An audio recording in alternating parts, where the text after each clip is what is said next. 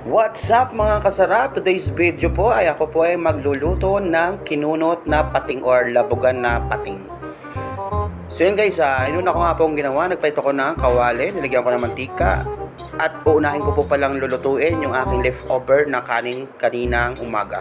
So yes, madami nga po pala yung kanin ko kaninang umaga. So hindi na po ako magsasaing ngayong tanghalian. So guys, nagsangag ako ng bawang at hinalo-halo ko lamang po ito. So yun guys, comment down below po kung anong tawag po sa inyo yung aking lulutuin na ito na pagi. Ay ano po to, pating po pala, pating. Kinunot na pating or labugan na pating. Ano po ang tawag dyan sa inyo? Siyempre po may mga kanya-kanya tayong mga tawag na ganyang luto. Ano po, ito po ay may luyang dilaw at may gata po, no? So papaigahin natin yung gata, papatayuan natin. Yung guys, ito na nga po pala aking sinangag na kanin na madami kanina.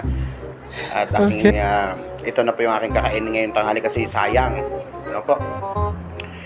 Yun guys, nagpalit na nga po pala ako. So yun, lulutuin ko na nga po pala yung aking kinunot na pating, yung aking lapugan na pating kung tawagin. Ano po dito sa amin?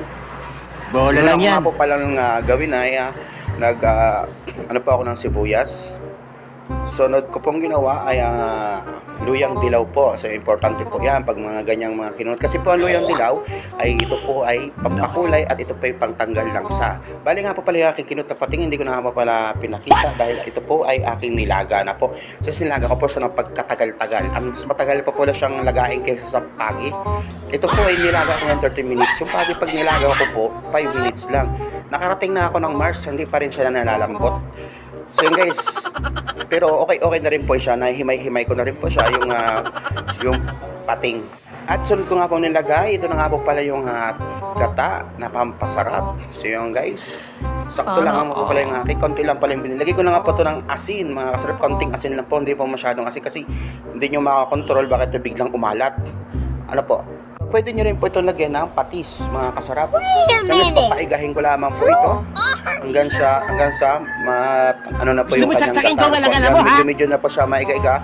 So, pero hindi pa po yan. Ano po, mga kasarap. What? So yun guys, ito na nga po para, Bro, what are you parang talking about, man? medyo na siyang luto na siya guys. Kaya kumuha na po kayo ng mga kanin dyan. At sabayan nyo pa ako sa aking nilutong labugan na pating. Or kinunot na pating. Ano pong tawag yun sa inyo mga kasarap? Comment down below po. At tayo po ay samahan nyo pa ako sa pagkain ngayong tanghalian. And thank you, God bless. Thanks for watching mga kasarap. Nice.